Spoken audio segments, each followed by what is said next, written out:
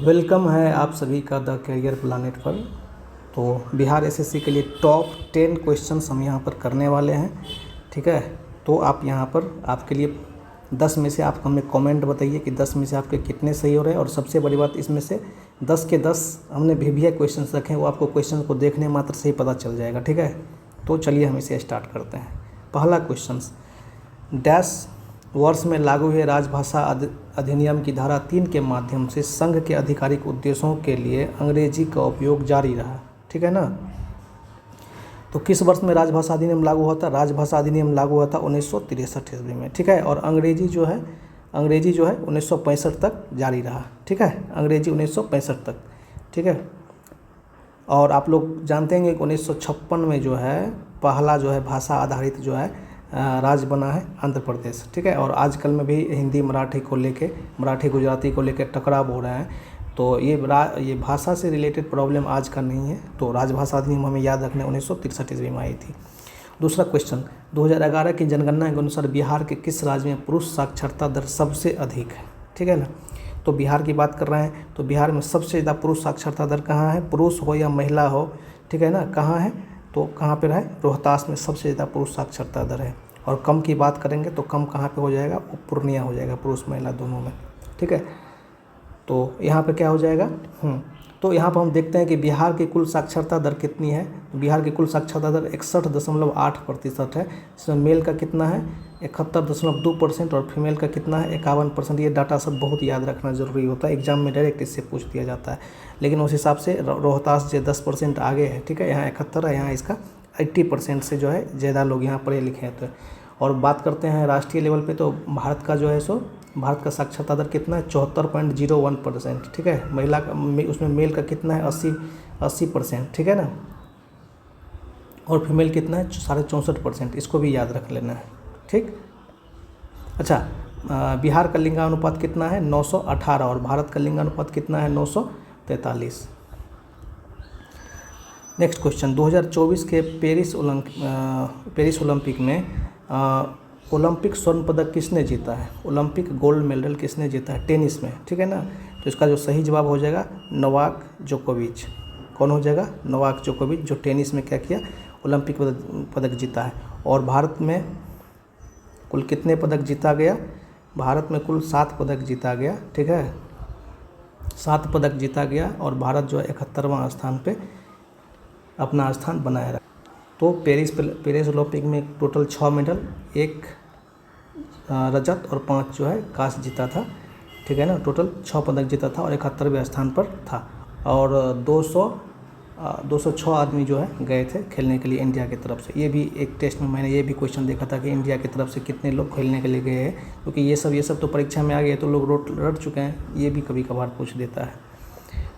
Next, एक समान चुंबकीय क्षेत्र रेखा किससे दर्शाया जाता है, ठीक है। एक समान चुंबकीय क्षेत्र रेखा जो है समांतर और समदूरस्थ सीधी रेखाएं, समांतर और समदूरस्थ सीधी रेखाएं होती है, ठीक है। नेक्स्ट, संयोजन अभिक्रिया के बारे में सत्य क्या है, ठीक है ना। इसमें 2 उत्पाद बनते हैं, गलत जवाब। जैसे संयोजन क्या होता है? संयोजन का मतलब क्या होता है? सट जाना। ये अलग था और ये अलग था, ये दोनों सट गया, जुट गया तो बन गया ए बी, मतलब कि एक प्रोडक्ट बनते हैं, ठीक है। 2 या 2 से अधिक अभिकारक से एक उत्पाद बनता है। इसका सही जवाब हो जाएगा 3। नेक्स्ट क्वेश्चन अच्छा क्वेश्चन है, ठीक है। इस क्वेश्चन को अच्छे से बनाइए।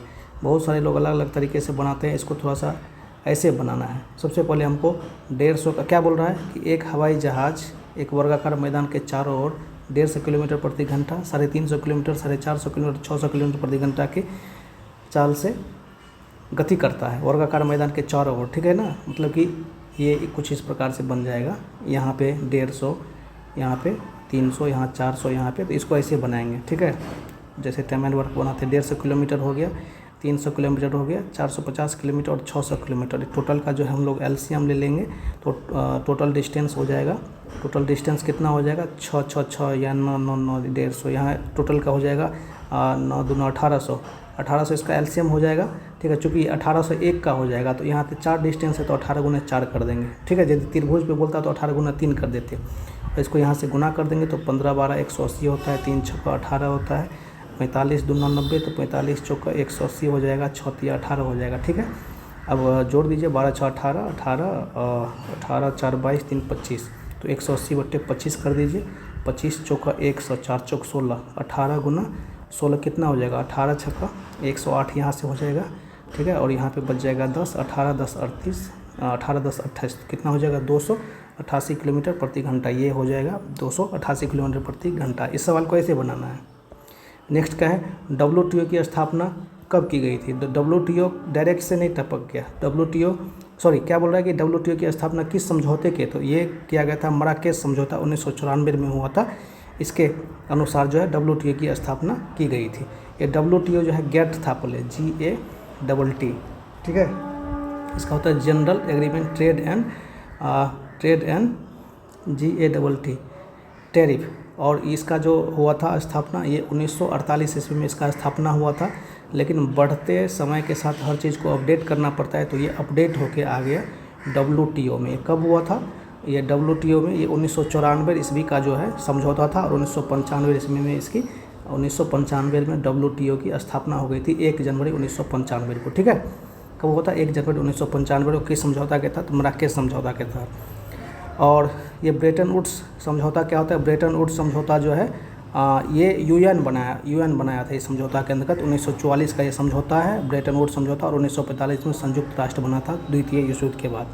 और ये पेरिस समझौता क्या होता है, ये पेरिस समझौता जो है जलवायु परिवर्तन से संबंधित समझौता है, जिसे दुनिया पर जलवायु कानून 2015 ईस्वी से लागू किया गया था, ठीक। नेक्स्ट क्वेश्चन है, भारत में वर्तमान में किस प्रकार की बेरोजगारी दर भारत के लिए एक गंभीर खतरा है, ठीक है। बहुत अच्छा क्वेश्चन है। इसका जवाब क्या हो जाएगा, शिक्षित बेरोजगारी, ठीक है। आपको पता है कि धीरे धीरे भारत के लोग शिक्षित होते जा रहे हैं, और जिस हिसाब की उन्हें शिक्षा है, जिस तरह की उनमें काबिलियत, उस हिसाब की उसको नौकरी नहीं दिया जा रहा है, ठीक है।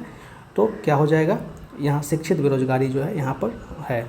और आर्थिक सर्वेक्षण 2024 के अनुसार 24 के अनुसार भारत का जो है बेरोजगारी दर कितना है, 5.2%। कितना है, 5.2%। इसको याद रखना है, कभी कभार पूछ देता है एग्जाम में। नेक्स्ट, नियंत्रक और महालेखा परीक्षक की जांच कौन करता है। तो सबसे पहले नियंत्रक और महालेखा परीक्षक जो है सिर्फ और सिर्फ राज्य सरकार का या केंद्र सरकार का नहीं करता है, ये राज्य और केंद्र दोनों सरकार का जो है लेखा परीक्षा करता है कि आपने कहाँ कितना खर्च किया। और इसका जो है अनुच्छेद है 148, ठीक है। 2-3 चीज़ें होती है, एक तो होता है नियंत्रक और महालेखा परीक्षक क्या, और होता है एक होता है रक्षा मतलब कि भारत में जितने भी मतलब कि मिसाइल वगैरह खरीदाएगा उसका क्या होता है, उसको देखने वाला अलग होता है, उसको ये नहीं देखते हैं। और एक होता है इनका भी एक बहुत होता है CGDA, ठीक है ना, CGDA। और उसका हिंदी में क्या नाम है वो हमें याद नहीं है अभी। तो ये 10 क्वेश्चन थे, 10 में से बताइए कितने आपके सही हो रहे हैं, ठीक है। और बताइएगा कितने आपके सही हो रहे हैं, ठीक। तो मिलते हैं नेक्स्ट एपिसोड के साथ, और तैयारी जारी रखिए, तैयारी को ढील मत दीजिए। जैसे ढील देंगे तो आप पीछे होते जाएंगे, ठीक है। तो बताइएगा कैसा लगा 10 क्वेश्चंस। ओके।